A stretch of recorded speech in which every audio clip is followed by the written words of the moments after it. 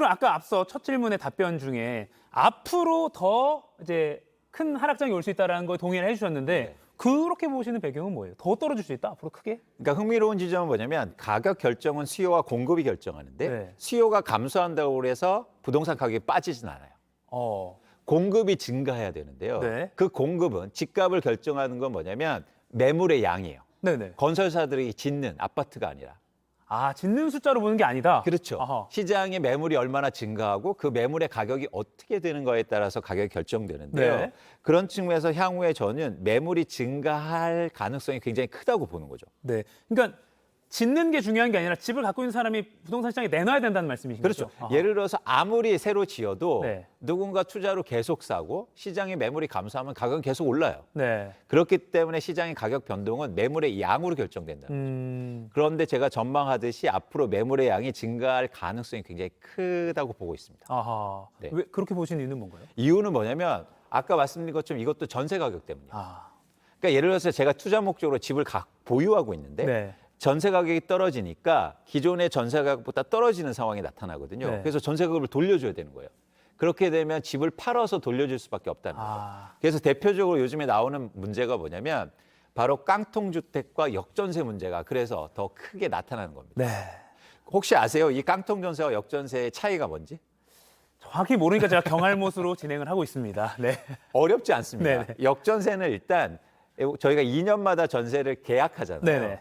그런데 2년 전 가격보다 지금 전세가 떨어졌을 때를 아. 역전세라고 말하고요. 네네. 깡통전세는 그렇게 떨어지다 보니까 매매 가격보다 전세 가격이 더 비싼 경우. 아하, 그렇죠. 그래서 깡통이다. 네. 그런 얘기를 하거든요. 근데 지금 역전세와 깡통주세가 굉장히 가파르게 증가하고 있단 말이에요. 이게 더 심해지고 있다. 그렇죠. 네. 전세 가격이 떨어지니까. 그렇게 되면 집을 투자 목적으로 갖고 계신 분들이 심리적으로 위축을 받게 되는 거예요. 네. 그래서 보시는 것처럼 심지어 한국은행 발표에 의하면 역전세 위험 가구가 100만 가구 이상이 돼서 그래요.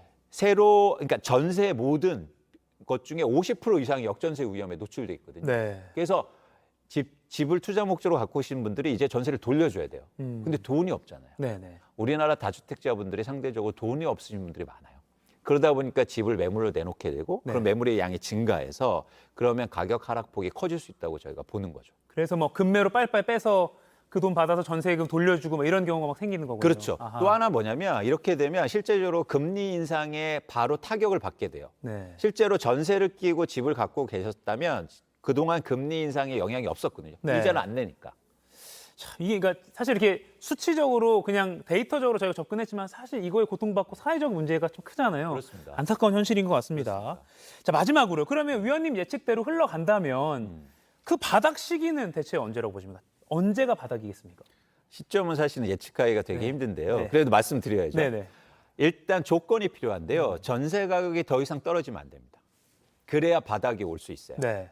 그렇게 되면 투자 수요가 들어오거든요. 그런 시점을 2025년 정도로 보고 있는데 2025년. 그 이유는 입주 물량이 감소하기 때문이에요. 아, 그때부터 누적적으로 입주 물량이 감소를 하기 시작하면 그러면 전세 가격이 더 이상 빠지지 않고 시장의 임대차 시장의 안정화가 이루어질 겁니다. 네. 그렇게 되면 시장에서 가격이 떨어진 상태에서 전세 가격은 안 빠지니까 일종의 투자 수요가 다시 조금씩 들어오기 시작하겠죠. 아하. 네. 2025년 입주 물량을 근거로 측정을 해보면 2025년 정도가 바닥을 찍을 것 같다. 맞습니다. 이렇게까지 예측해 주셨습니다.